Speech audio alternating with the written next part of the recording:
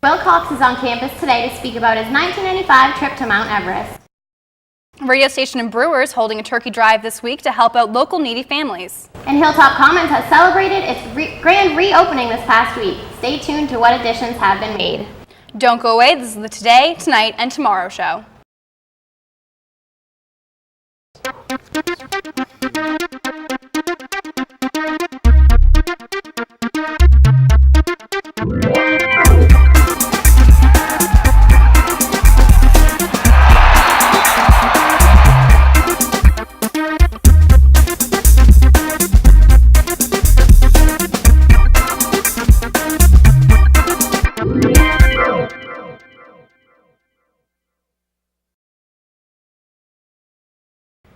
Good afternoon, Orono. I'm Vanessa Cutter.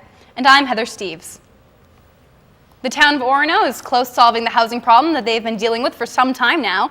Unfortunately, fixing the problem could create problems for others, specifically off-campus students. A draft of an ordinance that limits the maximum occupancy of a rental unit from 5 unrelated people to 3 was presented on November 5th to the town council. The purpose of this would be to move loud, crowded rental units away from families and quieter sections of town. It is still unclear which zones will be affected. Public Safety is offering a $1,000 reward for information leading to the identification of a suspect that flipped a car over in the Stoddard parking lot. The incident occurred early on the morning of October 29th, directly after the Red Sox won the World Series. The 2000 Pontiac Sunfire belonged to Sean Landry, who was away that weekend. Any students with information can contact Sergeant Chris Gardner at 581-4048. A recent proposal aimed at banning tobacco use on campus will not be supported by the Student Senate. While the Senate's stance on the issue is just a recommendation, members feel that banning smoking on campus would infringe upon students' rights. Final approval of the proposal will be made by the administration, but the Student Senate hopes that their recommendation will influence the final decision. The Tobacco-Free Campus Committee hopes to have their proposal implemented by 2009. The University Credit Union is now charging all non-members using their ATMs a $2 service charge. The fee went into effect November 1st, and students are upset with the present policy change. UCU officials say the fee was added to help get back the loss of resources the credit union incurred by offering members benefits to non-members. Chief of Police Noel March announced at the last Senate of GSS that crime on campus has decreased compared to the time frame last year. March stated that the alcohol offenses were down 42%, disorderly conduct 44%, fire alarms down almost 25%, and the biggest drop was found in illegal possession of alcohol by a minor. The numbers are down 65% from last year. March suggests the first-year residential experience and new student recreation and fitness center helped lower these numbers. And now we briefly hear from Tim Bissell, to see what to expect from this weekend. Thanks, guys. The warm weather that we had today is definitely not going to be sticking around very long, and the rain will be here tomorrow, so I'll have your full 4-day forecast in just a little bit, so stay tuned.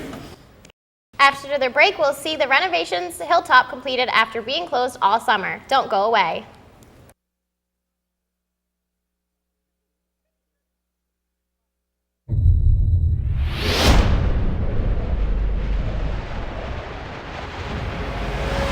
His identity erased. His loved one murdered.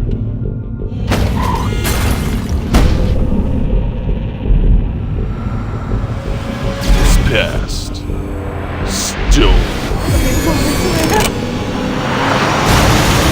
Someone started all of this. Matt Damon. And I'm gonna find them. This is Jason Bourne. Toughest target that you've ever tracked.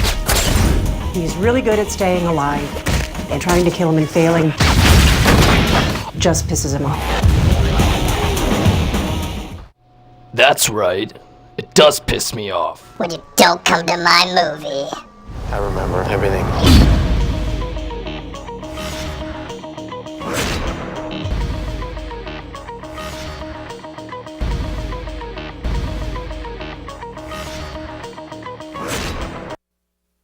UMaine PhD student and Disability Studies teaching assistant Robert Kitchen was named this year's recipient of the American Public Health Association's Disability Forum Student Award. The award is presented annually to one college student in the United States who has contributed to the health and quality of life of people with disabilities.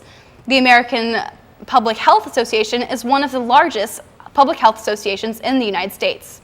Kitchen began his scholarship in disability studies as an undergrad at UMaine in 1992. He earned his master's in social work in 2007 and continues as a graduate teaching assistant in the interdisciplinary disability studies. Last Wednesday, Hilltop Commons held its grand reopening after 4 months of construction. The facility now features a European-style kitchen. The kitchen hosts a culinary team who cooks at students' request. The Commons also has an a la carte option, giving students the ability to purchase food and take it outside. The circular design of the facility is meant to provide more efficient service to hungry students. Hilltop Commons is the first of UMaine Commons to be completely reconstructed. 150 children whose parents take part in the Parents Are Teachers Too program will be getting an unexpected present this year, each month for a whole year. Parents Are Teachers Too, or PAT, is a home visiting program that provides information and support to new parents in Waldo County. The program began in 1988 by the UMaine Cooperative Extension. PAT was the state's first home visiting program that focuses on building early literacy and is now in all 16 counties in Maine. Former gubernatorial candidate Pat LaMarche, the author of Left Out in America, will be at the bookstore November 28th to sign copies of her book and lead a discussion on its message. The book is a recount of LaMarche's 14-day trip to homeless shelters across America. The discussion will be held at 4:30. For the last month, the Department of Art has been presenting What's Up, an exhibition of work done by faculty and staff. This year's work includes paintings, prints, ceramics, and mixed media. The exhibition presents an overview of the creative accomplishments by faculty and staff. The exhibit was opened early last month in Lord Hall and will end November 21st. So if you haven't been able to make it over there yet, you have a little under a week left to do so. Coming up after the break, we'll talk to Tim Bissell and get the full weekend weather report. Excellent.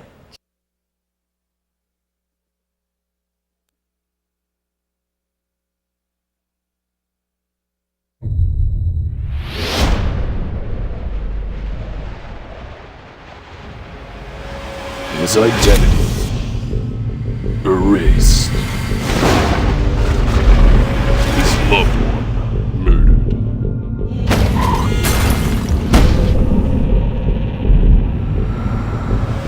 His past stolen. Someone started all of this, Matt Damon. and I'm gonna find them. This is Jason Bourne, toughest target that you've ever tracked. He's really good at staying alive, and trying to kill him and failing just pisses him off. That's right. It does piss me off. When you don't come to my movie. I remember everything.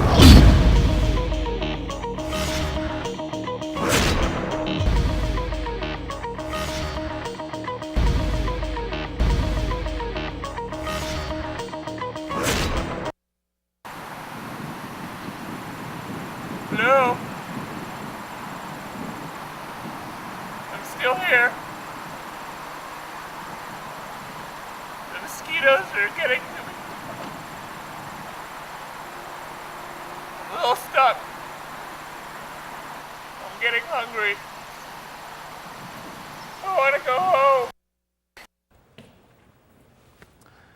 All right, now it's time to take a look at your T3 weather forecast. High temperatures today were pretty mild for this time of year. As you can see, Bangor, we're sitting about 55 degrees. Up in Holton's 51. Down in Portland, they're about the same temperature as us. Now, overnight tonight, we're going to see a little bit of a cool down. We'll get to about the freezing point. Bangor will sit somewhere just below 40. Same temperatures just as you head south. Now, the reason for today's warm air is this warm front that came through, but behind it, a lot of heavy rain, and then overnight tonight, we'll see a cold front that's going to sweep in. The rain's going to stick around, but the colder temperatures are going to make it really unpleasant. So, now let's take a look at today's forecast. Today we're going to have steady rain pretty much all day, kind of started in the afternoon, but it's going to keep on. Like I said, balmy temperatures, about 55 degrees. Now taking a look at tonight, the rain will continue through the evening. The temperatures are going to drop off quite a bit. See lows around 39, maybe even a bit lower than that as that cold front moves across. And now we'll take a look at the 4-day forecast. Friday is going to be a pretty interesting day. It's going to be a mix of rain and snow possibly. High temperatures somewhere around mid-30s. And lows getting down to the 20s. Saturday, we'll see the sun come back a bit. High temperatures just a bit above freezing, about 36. Sunday, the sun's going to stick around. Cool temperatures are still here, just get above freezing. 33 degrees is your high then. And back to school on Monday. Pretty good dose of sunshine, but still chilly. So bring those winter jackets. Alrighty, well, it looks like we'll have a better weekend for travel. I know a lot of people might be going home for Thanksgiving. Yeah, it'll be cold, but it'll be clear, so Great. it'll be good.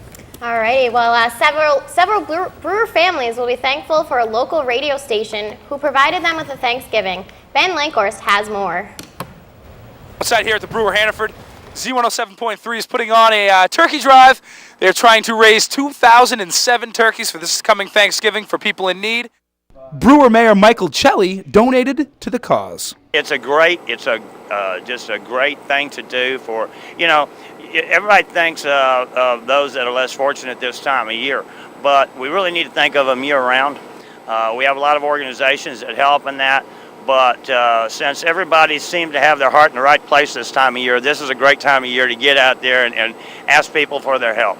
Z107.3 has been broadcasting live for the past week in hopes to help families that are less fortunate on Thanksgiving. And this is my third year personally doing it, and it's always an experience, to say the least. A good experience. 1,440 turkeys have been donated as of noon today. The goal of 2,007 turkeys was set for the week. I'm hoping that through the citizens of Brewer, the citizens of Bangor, the employees of the city of Brewer, we can make that 3,007 this year. Donations can be made in a number of different ways. A lot of people just prefer to, if they're not going in to go shopping, they'll pull up and we'll take a check or money and all that stuff too. It's easier. Eliminate the middleman. We'll walk right up to your car. For the Brewer Hannaford, Z107.3, we've got about 500 plus turkeys left for the goal of 2,007. So get out here, donate a turkey, we'll reach that goal. For T3, I'm Ben Lankhorst. Thank you, Ben. If you're interested in donating, you still have a chance. Z107.3 will be in the Hannaford parking lot in the Brewer Mall all day tomorrow if you wish to help out.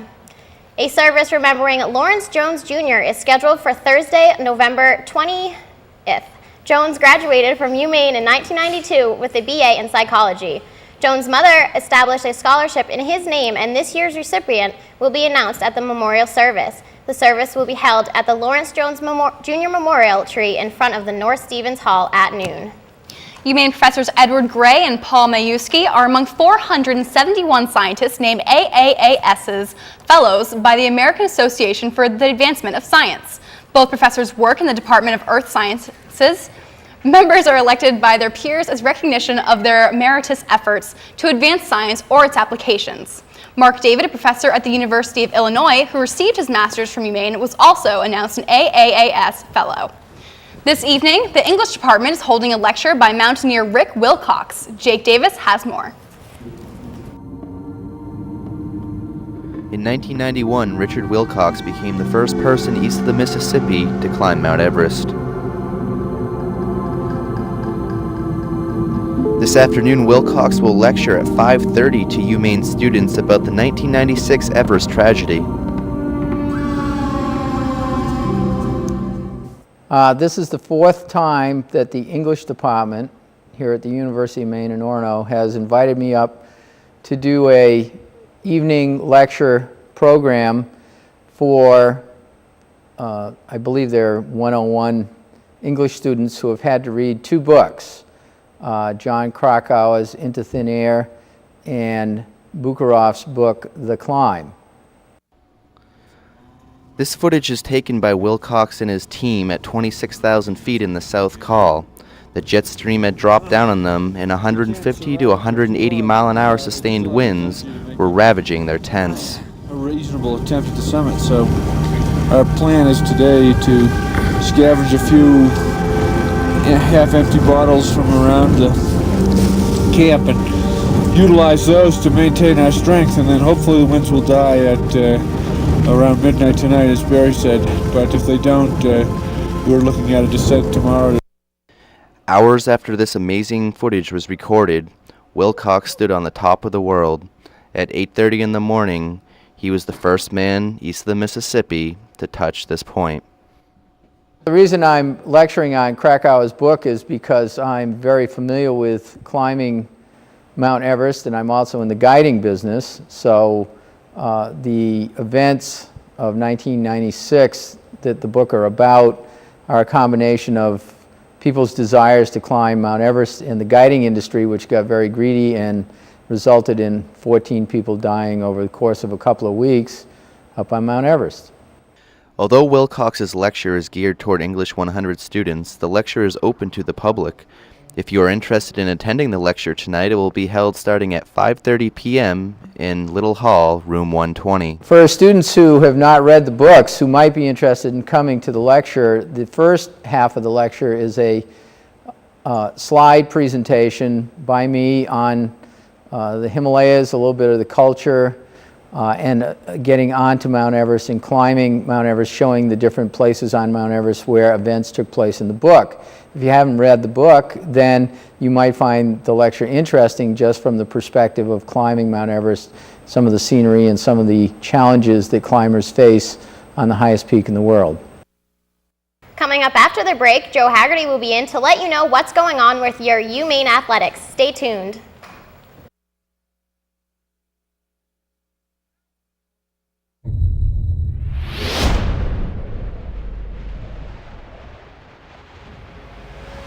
His identity erased. His loved one murdered.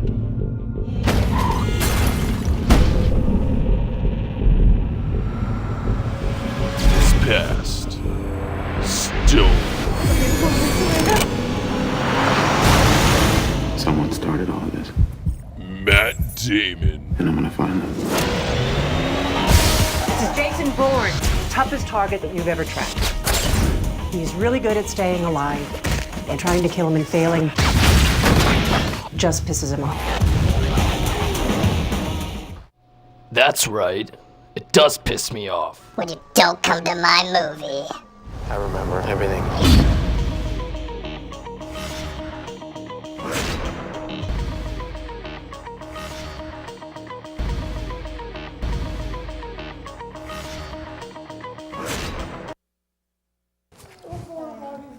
Is it a stupid? No. I'm still here. The mosquitoes are getting to me. I'm a little stuck.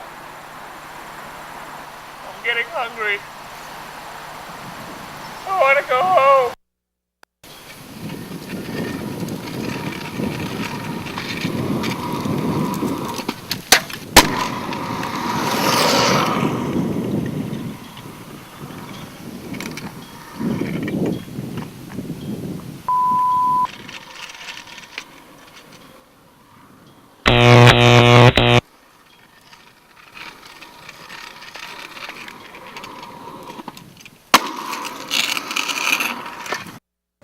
Seems like the winds of change are blowing in favor of UMaine's football team. The Black Bears, who at one point lost a dismal 6 straight games, have gone on to win their last 3 in a row.